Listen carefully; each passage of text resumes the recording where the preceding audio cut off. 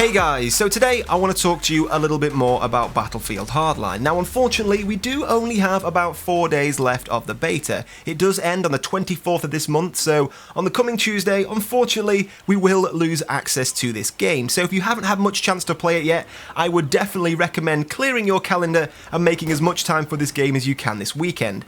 Now, if you aren't aware, this beta is now open to all PC players, so if you didn't get yourself a beta code, you still can download it on PC and make the most of this game this weekend.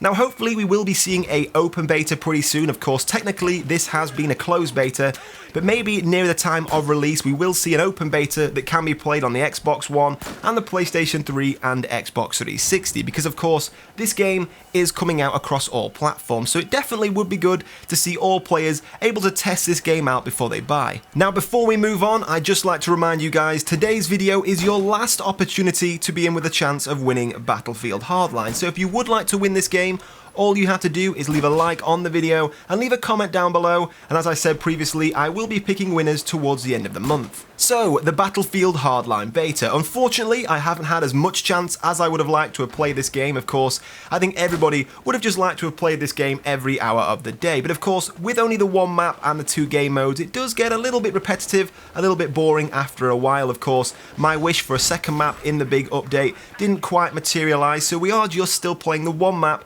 and the 2 game modes. But with that said, for me personally, it is still a lot more enjoyable than Battlefield 4. In fact, since the beta dropped, I haven't played Battlefield 4 once, so I am enjoying this game even with the single map. Now, towards the start of the beta, I was using the Assault class, using the AKM, the M16A3, the class I do feel very comfortable with in Battlefield 4. But before the beta ended, I definitely wanted to get some time in with the Recon class. Now, this is something I've spoke to you guys about before. I've always admitted I'm definitely not the best Recon player out there. I'm still learning the ways of the Ninja Recon, and especially with Battlefield 4, it was a class I just couldn't get to grips with. Now, as I've told you guys before, I joined the Battlefield series with Bad Company. Now, when I started playing Bad Company, the class I was drawn to was the Recon class. In that game, I absolutely loved the sniping. And then, with the release of Battlefield 3, I was still playing on PlayStation 3, I just couldn't get to grips with it. It was very, very different from the mechanics we saw in Bad Company.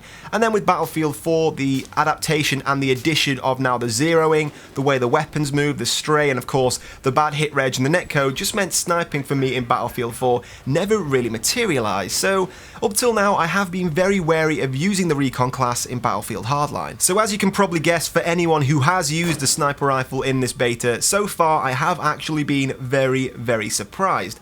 Now, as I said, I play Bad Company on PlayStation. I do have it on PC. I've probably only put about 3 or 4 hours into it. So the comparison between PC sniping in Hardline and the PlayStation 3 on Bad Company may not be the best comparison in the world, but so far for me, the Hardline sniping is actually very similar to Bad Company, not only in the way it handles, but also the enjoyment I am getting out of it. This beta is really making me very reminiscent, very nostalgic of the sniping in Bad Company 2. Now, you may have noticed, up till now at least, they have removed the zeroing aspect from the sniping. Now, this is something we saw brought in with Battlefield 4, and since that beta, I knew straight away that that was going to be a very short flash in the pan.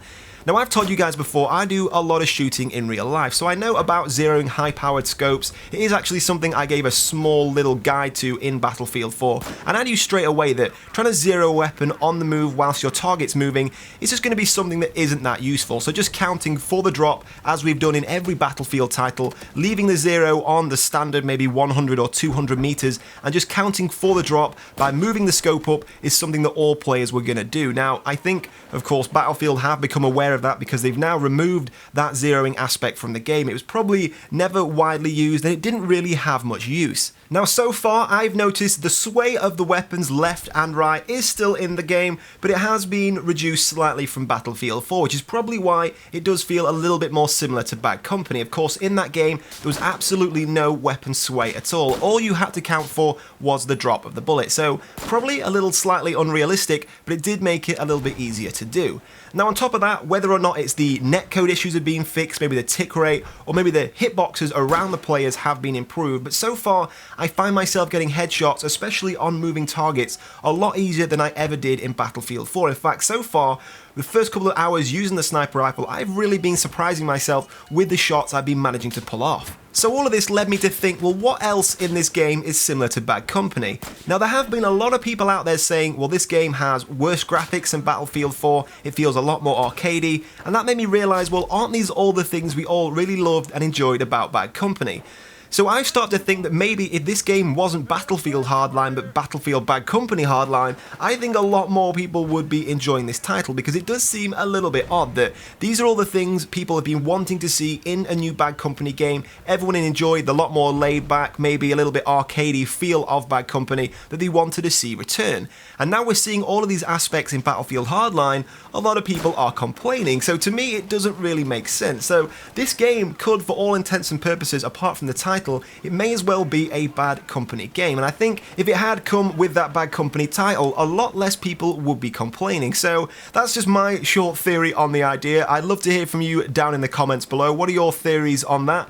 But of course, if you did enjoy this video, don't forget to hit like and leave all your thoughts and comments below. And if you do want your last chance to win a copy of Battlefield Hardline, you know what to do. But in the meantime, guys, thank you for watching, and I'll see you soon.